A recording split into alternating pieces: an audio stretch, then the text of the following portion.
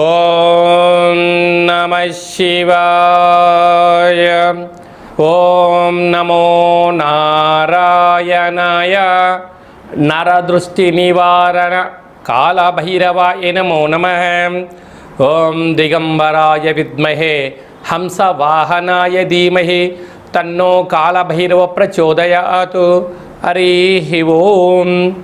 మా ఛానల్కి స్వాగతం. చూస్తున్న వీక్షకులకు ప్రేక్షకులకు ప్రియ కాళభైరవ భగవద్బంధులకి స్వాగతం పలుకుతూ మమ్మల్ని ఎంతగానో ఆదరిస్తూ ఉండబడినటువంటి ప్రియ సోదర సోదరీమణులకు, జ్యోతిష్య అభిమానులకు, సనాతన ధర్మ సంరక్షకులు అందరికీ కూడా దక్షిణాయన ప్రారంభ శుభాకాంక్షలు.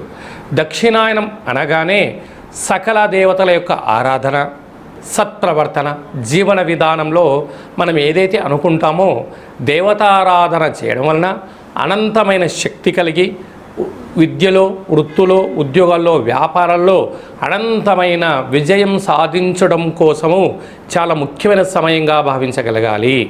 మనకు 16/6వ నెల 2026 నుండి 30వ తారీఖు 6వ నెల 2026 వరకు పుట్టినటువంటి వారందరికీ కూడా ముందస్తుగా జన్మదిన శుభాకాంక్షలు. గతంలో వివాహం చేసుకున్న వారికి వివాహ వార్షికోత్సవ శుభాకాంక్షలు. ద్వాదశ రాశుల్లోని గ్రహ గమనాల్ని ఓసారి పరీక్షిద్దాం. మేషరాశిలో కుజుడు స్వక్షత్రకారకుడు, మిథున రాశిలో బుధాదిత్య రాజయోగం, రవి మరియు బుధుడు స్వక్షత్రకారకుడు, కర్కాటక రాశిలో 12 సంవత్సరాల తర్వాత దేవగురు బృహస్పతి ఉచ్చస్థితి సంచార స్థితి మరియు శుక్ర సంచార స్థితి, సింహరాశిలో కేతు సంచార స్థితి, కుంభరాశిలో రాహు సంచార స్థితి, మీనరాశిలో విశేషంగా శని భగవానుని సంచార స్థితితో ద్వాదశ రాశుల్లో గ్రహ గమనాలు ఈ విధంగా ఉన్నాయి. సింహరాశి వారికి ఒకవైపు అష్టమ శని సంచార స్థితి జరుగుతూ ఉండగా 12 ఏళ్ల తర్వాత దేవగురు బృహస్పతి ఉచ్చస్థితిలో వ్యయంలో సంచారం చేయడము ఇది ఒక రకమైనటువంటి అదృష్టమే. అంటే వ్యయం అనగా ఖర్చు స్థానము. అక్కడ గురువు ఉచ్చస్థితిలో ఉన్నాడు కనుక ఆ ఖర్చులను ఎలా నివారించుకోవాలి, ఎలా ఆర్థిక సంస్కరణలు చేసుకోవాలి, ఎలాంటి విజయం పొందాలో కూడా వీరికి పూర్తి అవగాహనతో జీవితాన్ని పొందబోతున్నారు. సింహరాశిలో ఏ నక్షత్రాలు వస్తాయనగా మఖా నక్షత్రంలో 4 పాదాలు, ఉబ్బా నక్షత్రంలో 4 పాదాలు, ఉత్తరా నక్షత్రంలో 1 పాదం కలిపితే సింహరాశి. రాశాధిపతి రవి భగవానుడు. వీరికి రాశిలోనే కేతు సంచార స్థితి, సప్తమంలో రాహు సంచార స్థితి. రాహుకేతుల మధ్యన సకల గ్రహాలు ఉన్నాయి కనుక వీలైనంత వరకు శత్రువులతో ప్రమాదాలు పొంచి ఉన్నాయి. ప్రేమికులు జాగ్రత్తగా ఉండాలి. భార్యాభర్తల మధ్య విభేదాలు కూడా అధికంగా వచ్చే పరిస్థితి చాలా అధికంగా ఉంటుంది. మీ జన్మ నక్షత్రం రోజున, అష్టమి తిథి యందున, పూర్ణిమ తిథి యందున దూరావాయు జల ప్రయాణాలలో అనేక రకాల ఇబ్బందులు పొంచి ఉన్నాయి. తస్మాత్ జాగ్రత్త.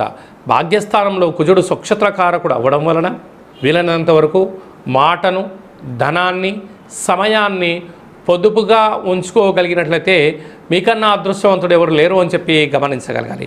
ఏకాదశ స్థానంలో బుధాదిత్య రాజయోగం. విద్యార్థులకు ఇది చాలా శుభ తరుణం. ఉద్యోగ ప్రయత్నం చేస్తే చాలు ఉద్యోగం మీ పాదాల దగ్గరికి రావడం జరుగుతుంటుంది.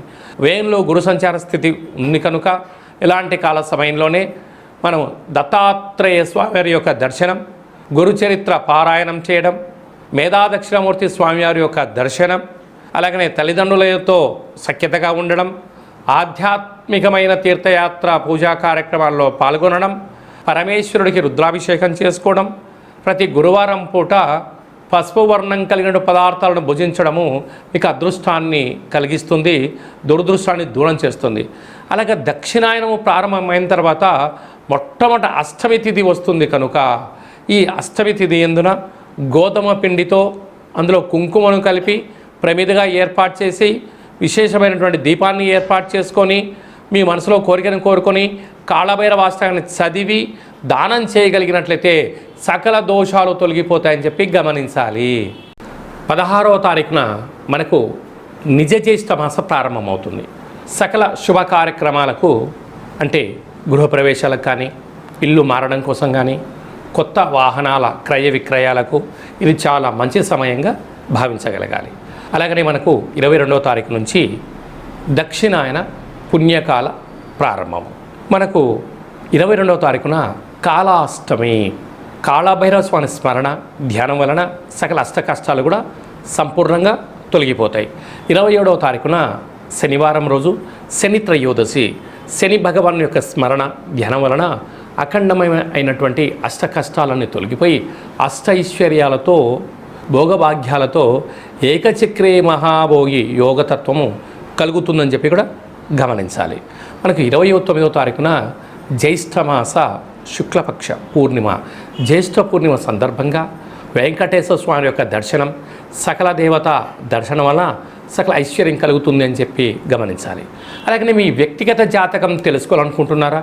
మీ యొక్క పేరు, పుట్టినటువంటి తేదీ, నెల, సంవత్సరం, పుట్టిన సమయం రాసి వాట్సాప్లో మీరు పంపించగలిగినట్లయితే 100 సంవత్సరాల జాతకాన్ని రాసి పంపించి మీరు పుట్టినప్పుడు గ్రహ గమనాలు ఎలా ఉన్నాయి, ప్రస్తుతం ఎలా ఉంటున్నాయి, భవిష్యత్తులో ఎలా ఉండబోతున్నాయో సవివరంగా సంపూర్ణంగా తెలియజేయడం జరుగుతుందని చెప్పి గమనించాలి. డేట్ ఆఫ్ బర్త్లో లేనటువంటి వారు పేరు యొక్క మొదటి అక్షరాన్ని అనుసరిస్తూ రాశిని తెలియచేస్తూ గవళ ద్వారా అనగా రమణ శాస్త్రం ద్వారా కాళభైరవ ఉపాసన చేత భూత భవిష్యత్ వర్తమానాన్ని తెలియజేయడం జరుగుతుందని చెప్పి గమనించాలి. ఈ కింది నెంబర్ని అపాయింట్మెంట్ తీసుకొని సంప్రదించగలరు. అందరికీ ఈ దక్షిణాయన పుణ్యకాలంలో అఖండ ఆయురారోగ్యాల చేత సకల అష్టకష్టాలకు స్వస్తి పలికి అత్యున్నతమైనటువంటి జీవన ప్రయాణ గమనాలలో విజయాన్ని సాధించాలని మనసారా కాళభైరవ స్వామివారిని వేడుకుందాం. ఆశీర్వచనం. శతమానం భవతు శతాయు పురుష సతేంద్రియ ఆయుష్యేవేంద్రియే ప్రతిష్టతి. ధనం ధాన్యం బహుపుత్రలాభం శత సంవత్సరం దీర్ఘమాయు. సర్వే జనా సుఖినో భవంతు. లోకా సమస్తా సుఖినో భవంతు. సర్వం కాళభైరవ దేవతార్పణమస్తు. హరి ఓం. ఈ వీడియో మీకు నచ్చినట్టయితే ఈ యొక్క వీడియోను లైక్ చేయండి, షేర్ చేయండి, మా ఛానల్ని సబ్స్క్రైబ్ చేయండి. ఆధ్యాత్మికమైనటువంటి భక్తి సమాచారం కోసం అందరికన్నా ముందుగా మీరు తెలుసుకోవాలి, వినాలి అనుకుంటున్నట్టయితే గంట సింబల్ ప్రెస్ చేసి ఆల్ బటన్ కూడా ప్రెస్ చేయండి. ఈ భక్తి సమాచారాన్ని భగవద్బంధులకు, మిత్రులకు, స్నేహితులకు చేరవేసి హిందూ ధర్మాన్ని కాపాడండి.